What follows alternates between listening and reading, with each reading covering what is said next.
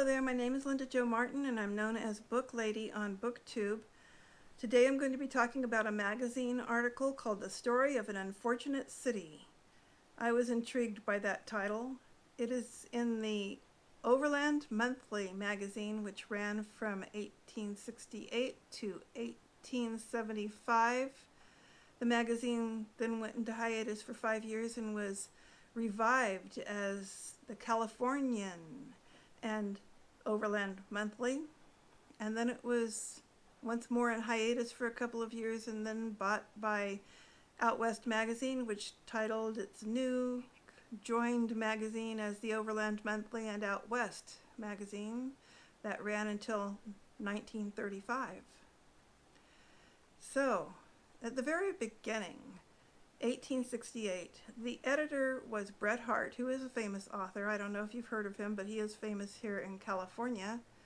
He lived in San Francisco for a while, and he was the editor of this magazine only until 1870, when he decided that he wanted to go back east. He was offered a professorship at the University of California or the opportunity to buy the Overland Monthly, and he turned all of that down and headed east for what he hoped was more literary fame. The article that I'm going to be reading today, well, reading from, I won't be reading the whole thing, was written by, looking for the name,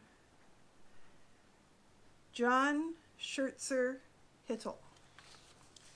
And he was very interested in history and in mining, which came together in this article, The Story of an Unfortunate City.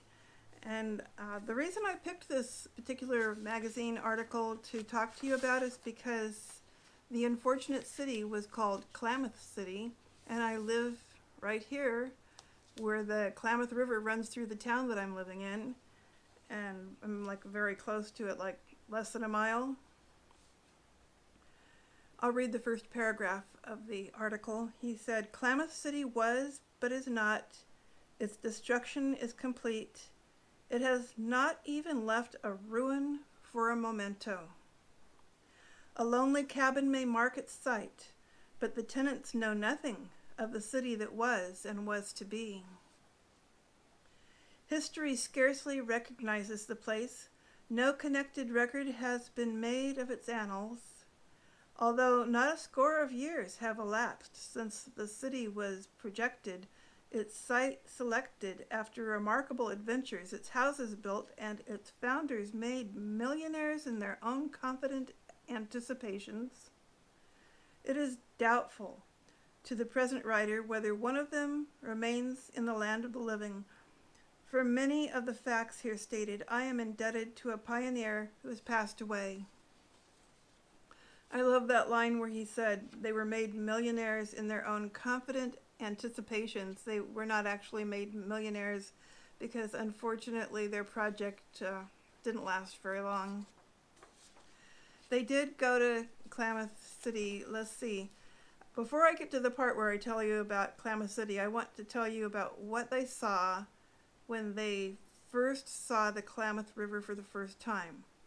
Now, how this got started was that there were miners on the Trinity River, which is considerably south of here, but it's 300 miles north of Sacramento.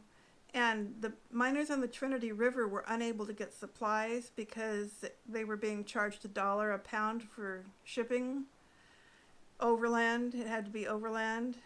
So they decided they wanted to find a port on the Pacific Ocean somewhere so that ships could be closer so they could get their supplies at a lower rate.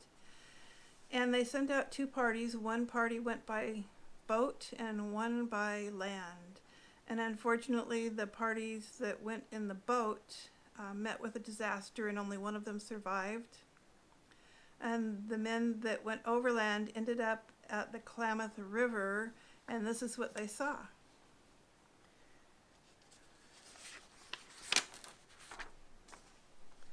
Thousands of Indians were busy spearing salmon and seals on the beach. They played or caught fish while the sea lions roared out in the breakers. On the banks were numerous huts with their curling smoke. Swift canoes were gliding over the water. The Indians whooped and the surf roared. The appearance of the white men caused a great excitement and commotion among the Indians. They abandoned their play in fishing and collected hurriedly to arm themselves with bows, arrows, and double-edged knives 2 feet long. Some painted themselves with fantastic colors. The women and children ran away to hide in the brushwood, while the braves, about 200 in number, posted themselves in one of the nearest villages, and there with their loud talking and screeching made a noise like a flock of paroquets. The 5 adventurers did not like the looks of the long knives, but nothing could be more dangerous to them than retreat, so they put their hands on their revolvers and marched boldly up. When they reached a large hut which protected them against any attack from the rear, they stopped and commenced a talk by signs, such as are used by the trappers in the Rocky Mountains and are understood by many of the tribes. These Indians, however, knew nothing of that mode of communication. One fellow stepped out in advance of his fellows and delivered a loud and long oration, and another followed. The whites supposed that the speakers wanted to know what business the newcomers had in their country. Long before the orators had exhausted their eloquence, some of the squaws who had been watching the proceedings from the thickets and evidently did not consider the invaders dangerous, came out from their hiding places and went up with their children to the strangers.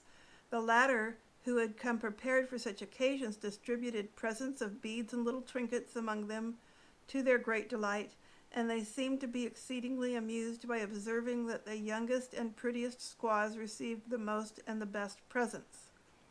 The orators were much offended at the conduct of the squaws and the white men, but soon forgot their dignity and were begging for beads and fish hooks. The danger of war having been thus averted, the white men induced the Indians to carry them across the river in canoes to the southern side of the river, which seemed best fitted for the foundation of a city. And if you look at the map now, you'll see that there is no city on the south side of the river there. There's actually more development on the north side.